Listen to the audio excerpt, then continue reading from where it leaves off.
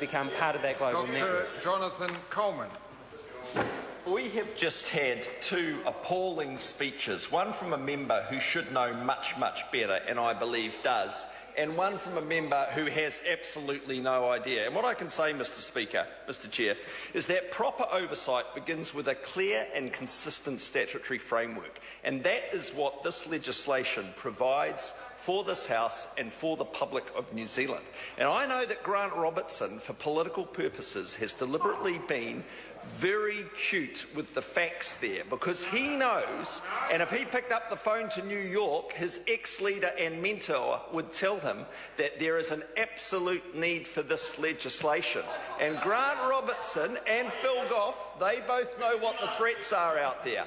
This is a dangerous world which we are a part of, and there's an absolute need for the GCSB to protect New Zealanders when they travel abroad, to protect New Zealand interests and basically to make this a safer place. Grant Robertson now says nobody's denying that. In actual fact, he got up and denied that. And what he said, which was totally incorrect, is that this bill widens the powers of the GCSB, that it allows the GCSB to spy on New Zealanders. And that is not correct.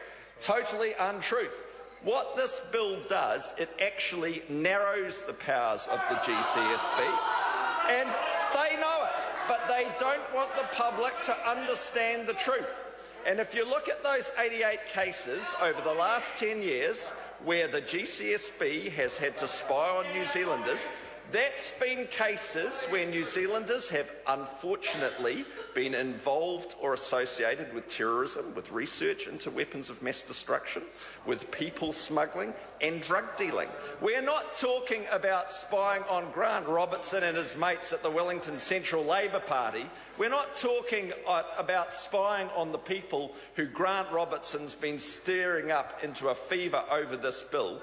We are talking about people who constitute a very serious threat to the security of New Zealanders. And if you look at every major terrorist event going back to 9/11, New Zealanders have in some way been affected by them. So Grant Robertson and his cronies on that side of the House, you need to start telling the truth about this bill rather than playing politics. The Greens, on the other hand, well, what would you expect? That was classic Russell Norman. He wants the GCSB to just have an external focus. Well, I've just explained why the GCSB's powers need to be very much focused on the welfare of New Zealanders and keeping us safe. He talked about removing the purpose point about the economic welfare of New Zealand. Well, if, as you should know, as a member of that statutory committee, the threats that New Zealand businesses, that government departments are under on a daily basis through cyber intrusions, you would know there is an absolute need for this legislation. And what really is ironic when you listen to the Labor Party is what we are doing here is tidying up the flawed legislation of 2003. And I urge all Labor members there to read Helen Clark's interview yesterday with Audrey Young, because that spells out very clearly why this legislation is necessary.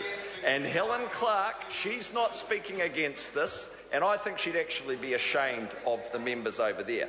The other point that they go on to make, quite misleadingly, is they say this hasn't got through the proper process. Well, what other country in the world would you have someone like Kim.com able to sit down at the statutory committee and harangue the Prime Minister? That's how open we've been about it. 123 submissions on this bill.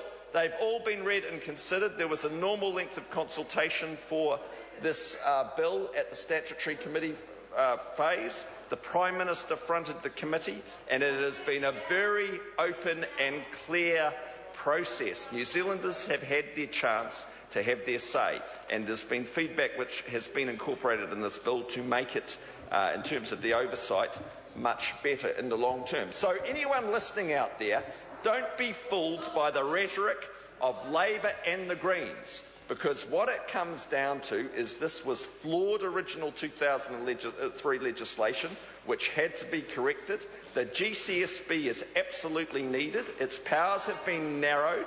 It needs warrants to work for the NZDF, for the SIS and the police. It's a much better piece of legislation as a result.